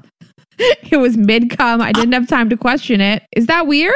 They've hooked up since, and it has never been brought up. Like, it just didn't happen. What do you guys think? I've heard this before. I know that you're looking at me like this is crazy. No, that's the thing. This is when I feel super vanilla because I feel like people are like, yeah, guys want me to spit their cum in their own mouth. I don't think this makes you vanilla. No one's ever asked me to do this. I've heard from our listeners. I've gotten DMs about this. I watch a lot of porn. People want this. Like when a guy goes down on me, I don't mind that he like comes right back up and starts making out with me. I think I taste great. No big deal. But I need a minute. You do? You need a minute? I mean, a minute. I don't need you to brush your teeth, but I need you to like have swallowed a little bit. I just don't want to taste myself like so fresh out of my pussy. I don't mind it. Yeah, no, good for you. But yeah, I'm obsessed with the way that I taste and smell. Cum is different because I don't excrete like any liquids. I mean, you guys know that my dream is to squirt. I just can't do it. Cum can be like a mouthful of liquid. This guy wanted to be baby birded with his own cum. I'm gonna throw up actually. Yeah, we can't talk about it anymore. I'm getting sick. I know, me too. I feel like it's like here's what I think. I think guys see it in porn. They want to try it once. Have you seen this in porn? I watch a lot of porn. Have you seen this? That's what I'm saying. Yeah, I've seen it. Okay, I haven't watched it. Okay. It says it's always in the description. Like guy drinks his own cum. Hot girl like blows guy and spits his load in his mouth. Seriously. Yeah. Okay. That's what it is. If you can dream it, it's on the internet. Yeah, you're totally right. Some guy saw it on porn and was like, damn. Let's try this. 100%. And he's like, everything that comes out of me is fucking awesome. I want it back in me. Like, what do they do with it? Like, you put it in their mouth and then what happens? That's what I want to know. Like, what's the follow through here? What are we talking? Are we swallowing? Is he swallowing? Right. That's what I'm talking. Like, what is the totally steps? Like, you baby bird it to him, and then what does he do? He goes to the bathroom with it. It's so awkward to have a load of cum in your mouth. Like Nikki Glaser does this great bit where you're just like walking around, and then you like leave the bedroom, and then there's like the roommates are watching TV, but somebody's in the bathroom, and you're just like, "What are you guys watching?" Like, it's just like you have to come up from being down there and you're like, okay, what should I do? So much and then you spit spit it into this guy's mouth and then what does he do? If he just takes a gulp, I am Ubering immediately. If he just gulps. I'm calling the police if he does that. 911. There's been a situation. 911, there's an emergency. Yeah. This guy just made me blow him and then spit his load in his mouth. And they're like, so? And I'm like, he swallowed it. Yeah. They're like, we'll be right there, ma'am. And this sounds like this happened a while back, but this guy got COVID for sure. That guy was patient zero. Oh my gosh. That is crazy. Okay. Yeah, it's one of those things of like, I don't know. Do you call it weird? I don't know. Whatever you're into, if you both feel comfortable with it, do it all day long. Do it safely and call it a day. People have fetishes that they have. Like, I have some weird fetishes. I'm not doing people to be shame me for it. I'm not doing it. But also, I don't know. Maybe I am. I don't care. If you want. I spit anyway. I'll spit it in your mouth. I don't have to go to the bathroom. It's your face or the sink. Right. Yes, that's so true. This is great. Now I don't have to get up and go to the bathroom. Awesome. Open up. Should we all be spitting cum back? Yeah. You know what? We should give it back to you. Why should it be in my mouth? Okay. It came out of your disgusting body. Why should it be in my head? This took a turn. Why shouldn't I put it back in your head? You know what I'm going to do? I'm going to pull a move like the first guy and I'm going to catch it in my hand and then I'm going to put it in their mouth. And then I'm going to go get some spaghetti and take a handful of noodles out of the pot. And then I'm going to take a nice long nap in my twin bed. We'll give you guys all each other's information if you guys want to get together. You guys are going to live the fantasy. Okay, well, thank you guys for asking us, your therapists, if those things were weird. Keep them coming. Always, you guys can email us at hello@girlsgotteatpodcast.com with all your crazy stories. Is this weird? Psych our power move? Just whatever. So, yeah. And you know where to find us, girlsgotteatpodcast.com. On Instagram, we are also Girls Gotta Eat Podcast. I am Ash Hess. Raina is Raina.Greenberg. Girls_Gotta Eat on Twitter and youtube.com/Girls Gotta Eat. And again, you can grab merch and still get access to watch the live show till the end of Saturday. And we'll see you next week. Have a good week, guys. Bye.